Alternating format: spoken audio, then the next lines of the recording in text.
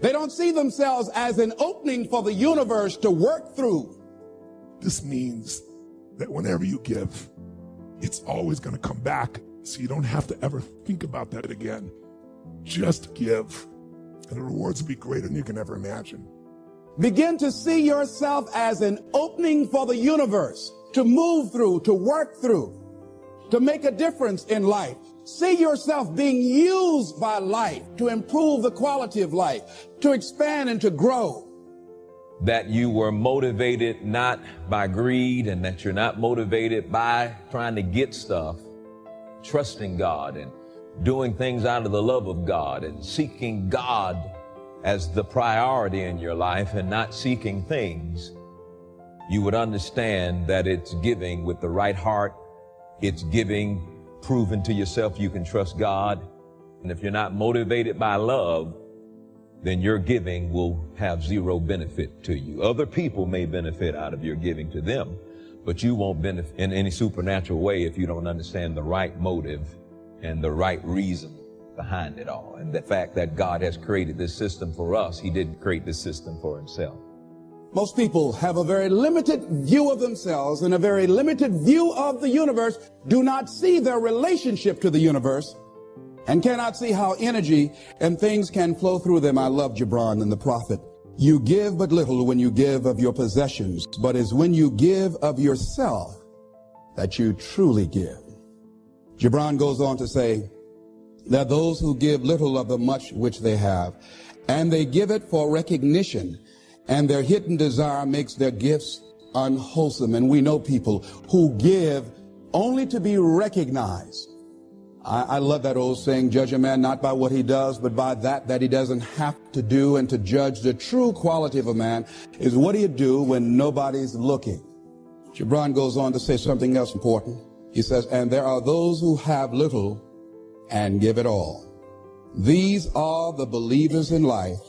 See, most people don't give, ladies and gentlemen, because they don't believe in life. There is something so significant that happens in the life of a believer when they begin to give. You can say, I trust God, but how do you authenticate that trust? You authenticate it through your giving.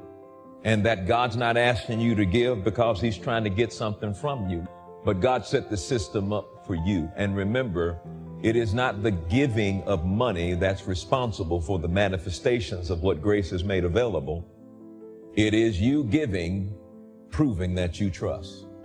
And somehow, some way, he knew that if you could give money and give financially, that you wouldn't allow money to be your source, but God would always be your source, and you would use money to serve God rather than serving money and believing that it could take care of all of everything in your life.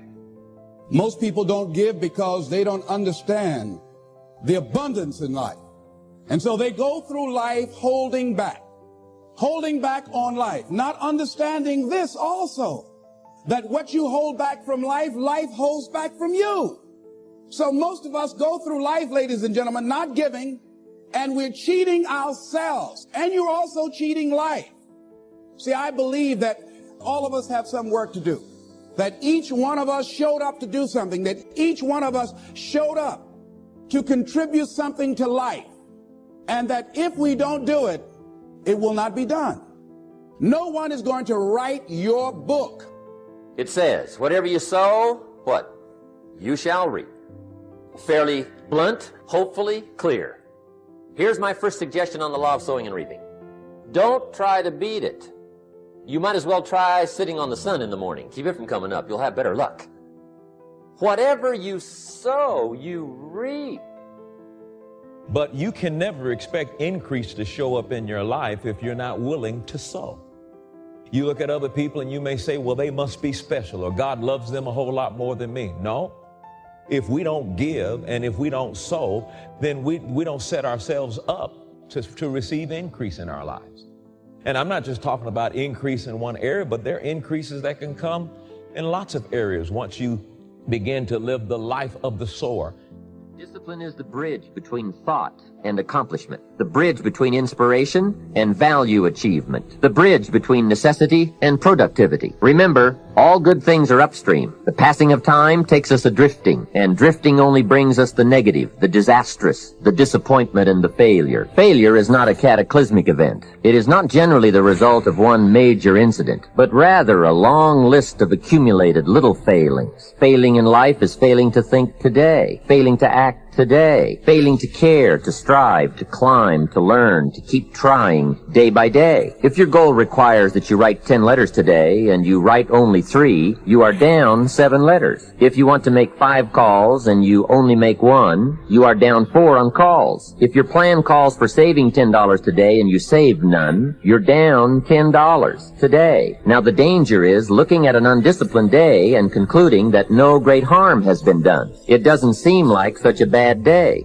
But add up these days to make a year, and then add up those years to make a lifetime, and perhaps you can now see how repeating today's small failures can easily turn your life into a major disaster. Success, on the other hand, is just the same process in reverse. If you plan to make 10 calls, and you end the day making 15, now you're up 5 calls. If you then get up a few on letters, move up the savings numbers, you can see what a massive difference it could make in a year, and what wealth and accomplishment awaits for a lifetime. Discipline is like a set of magic keys that unlocks all the doors of wealth, happiness, sophistication, culture, high self-esteem, pride, joy, accomplishment, satisfaction, and success. The first key to discipline is awareness of the need for and the value of discipline, and especially the discipline to make the changes. What will it take? What must I do? And what must I become to get all I want from my life? The second key is the willingness. More than that, the eagerness to maintain your new discipline deliberately, wisely, consistently. And the third key to discipline is the commitment to master the circumstances of your daily life, to see and harness the opportunities to make something of the sun and the rain, the good as well as what comes in the guise of misfortune. Discipline does many things, but most important of all is what it does for you. It makes you feel better about yourself. Even the smallest discipline can have an incredible effect on your attitude. And the good feeling you get, that surging feeling of self-worth that comes from starting a new discipline, is almost as good as the feeling that comes from the accomplishment of the discipline. Second, a new discipline immediately alters your life direction. You don't change destinations immediately. That is yet to come. But you can change direction immediately. And direction is very important. Third, discipline cooperates with nature. Everything strives. It is a common life function. How tall will a tree grow? As tall as it can. Everything strives to become all it can possibly be. And that striving to become is what discipline is all about.